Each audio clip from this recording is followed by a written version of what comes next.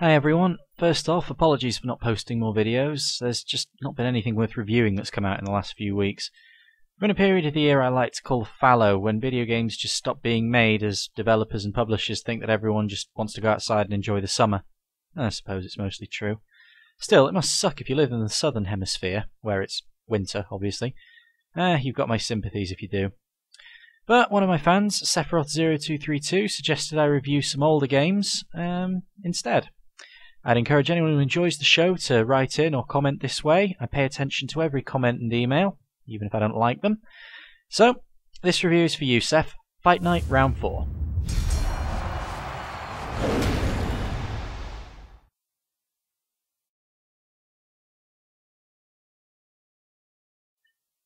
Fight Night really doesn't have a story. It's essentially a boxing sim.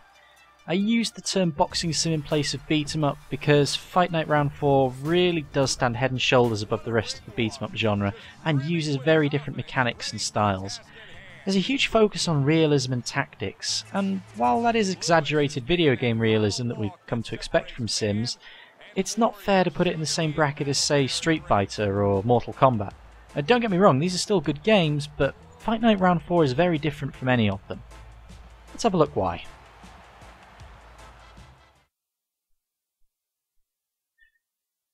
First of all, we'll take a look at the combat.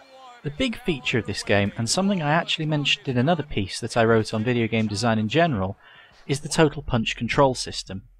Basically, your attacks are keyed to the right analog stick rather than a button. The way you swing the stick directly affects the way your boxer swings his punch. Quick flicks lead to straights and jabs, while flicks to the sides and bottom are body hooks and body uppercuts. Swinging the stick in a large and wide arc, and you'll be aiming power punches for your opponent's head. The system is quite sensitive, and changing your angle even a little can alter the punch you throw. This takes a lot of getting used to, especially on the training minigames in Legacy mode, which we'll come to later. The shoulder triggers also add modifiers to your analog sticks. For example, holding the left trigger means your boxer will now start leaning instead of moving, making it much easier to duck and weave than to go for a counter punch.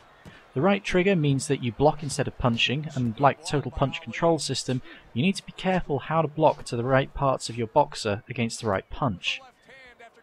Any boxing fans out there will know just how tactical boxing actually is. It's not just two guys walking into the ring and beating the shit out of each other, however much it may look like that.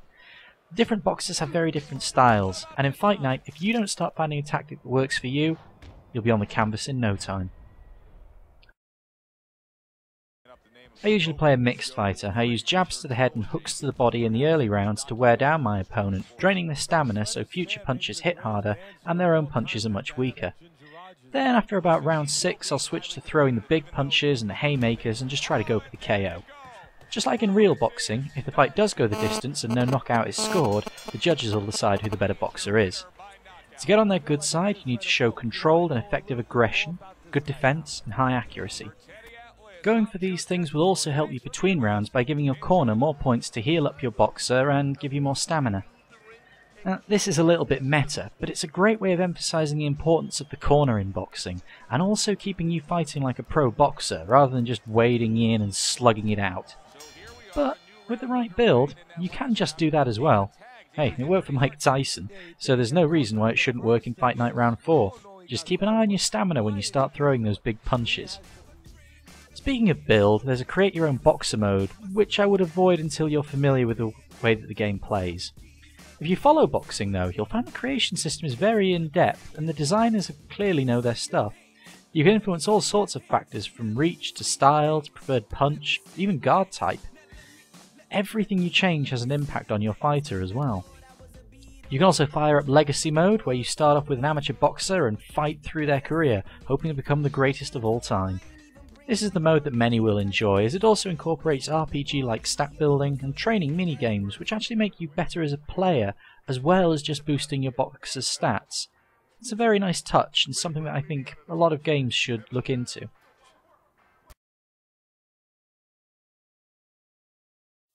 The graphics are excellent, the general quality is brilliant, and the boxers are rendered beautifully.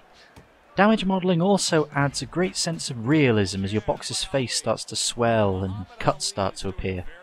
Of course, it's always more satisfying to see this sort of thing happen to your opponent, but my preferred build relies more on not getting hit, so I often end up suffering for that fact.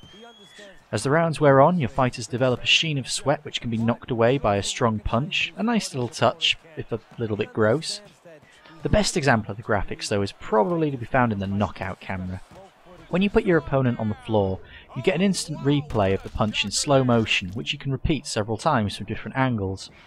Whenever anyone sees this for the first time, there's always an "ooh" on their lips. You can really feel the impact of the last punch, even if it was just a jab or a straight. Hooks? Well, if you've seen the movie Snatch, and you remember that last fight, well, that's pretty much it. Incidentally, if you've not seen Snatch, go and see it, it's a good movie. Squeaking shoes, the thud of leather, massive impacts from Fraser's left hooks, it's all there. After you've been playing for a few hours and you've heard all the commentary, Teddy Atlas and Joe Tessitore can get a little grating, especially with the nondescript he being used so often. He really needs to get back in this fight and throw some punches. Are they talking about me? My opponent? My corner? I thought there were plenty of punches going around. Still, if they annoy you, it's easy enough to turn the commentary off. Aside from that, I hope you like hip-hop. The game's entire soundtrack is hip-hop of varying styles and from many different artists. It's quite a good range, to be fair.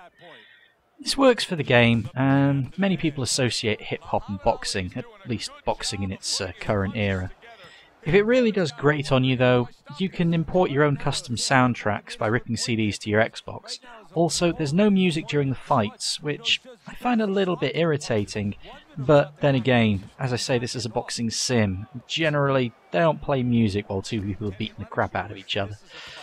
Aside from these minor complaints, the sound is excellent and really helps to build the atmosphere of the game and help you get immersed in it. Fight Night Round 4 is a game that knows its target audience and gives them exactly what they want. But it's also great fun for non-boxing fans who will be able to appreciate the fast-paced tactical gameplay and the reward for skill rather than a stream of random button mashing. There are layers and layers of strategy, both long and short term, that I've not even touched on. If I did, we'd be here all night. I'd hardly recommend Fight Night Round 4, it's an excellent game, but if you're still not sold, then Fight Night Round 3 is compatible with the Xbox 360, and very cheap as well. Just be aware that it's not as good of a game as Fight Night Round 4. The blocks can be very tricky to pull off, and there's a lot of gimmicks in it, a lot of unnecessary stuff which they trimmed out in Fight Night Round 4.